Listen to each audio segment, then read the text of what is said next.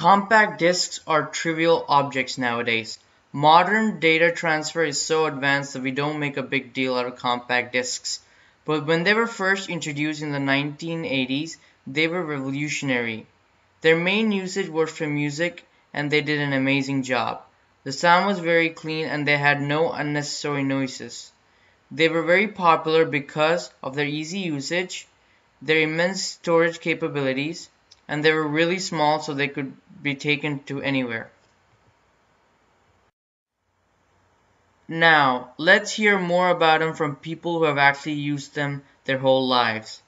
Presenting Dr. Sirius. Good morning. Good morning, Jules. So, what was your first impression of compact discs? Like, what was it, how was it when you first used them? How did you feel? When I first used them, I'm fine. Actually, I was surprised at how easy they were to operate and easy it was to install the CD player into my regular system. So I have to say my first impression was I was pleased very quickly. How did you feel when you heard about them for the first time? Oh, well, that's a different story. I fought that. I fought giving in to the CD phase or craze. It's because I was a big vinyl collector of vinyl records. Very big collector. And so I had a lot of investment in my vinyl records.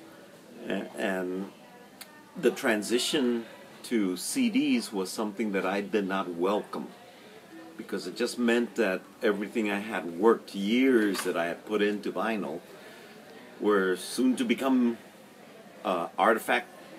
they were soon to become artifacts of the past. So no, I didn't welcome the advent of the CD with open arms. Are you glad you welcomed it though? Well, you have to change with times. You have to move with the times. So I was given no choice actually. For a while, the record companies stopped producing vinyls.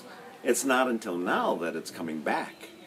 But there was about a 20-year period where you couldn't find vinyl except as used records.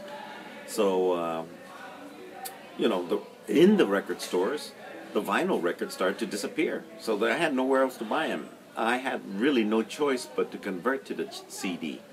The music industry didn't give me the option.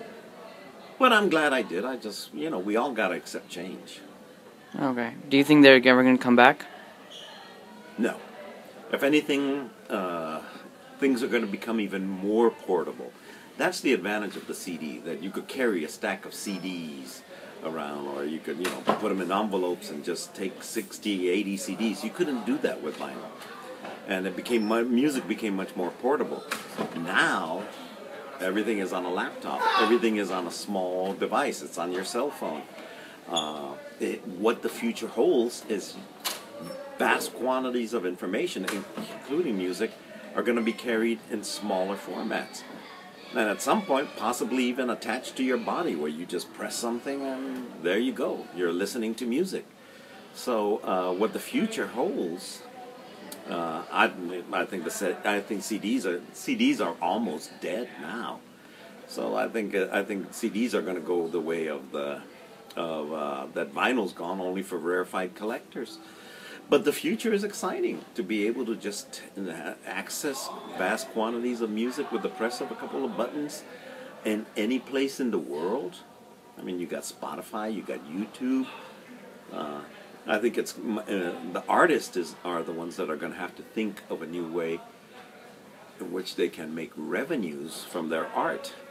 I think they're the ones that are going to be hurt the most. As consumers, we're in a pretty position right now. So we could download vast amount of things for a minimal cost. What's your opinion on this? I heard that when CDs first came out, no matter how long the content was, or no matter how much the content was, it was the same price. Did you think it was fair, or was it unfair? How much? You mean the amount, the time? Oh yeah. Like the amount you have to pay. For example, yeah. if one CD has 45 minutes of song and the other one has only 20 minutes, but they are the same price. Do you think that was fair? No, but then the consumer has to do some research and decide whether they're going to pay what they wanted. What I found one of the great advantages of the CD is the length of music it could hold was double of what an album can hold on two sides. An album on the vinyl ones, the maximum you could get was 20 minutes on each side and still hold a high quality of sound. If a group wanted to put more than 20 minutes of music, the quality of the sound would diminish. That was not a problem with the CD. So I think artists started to go longer and offer more music to their audiences.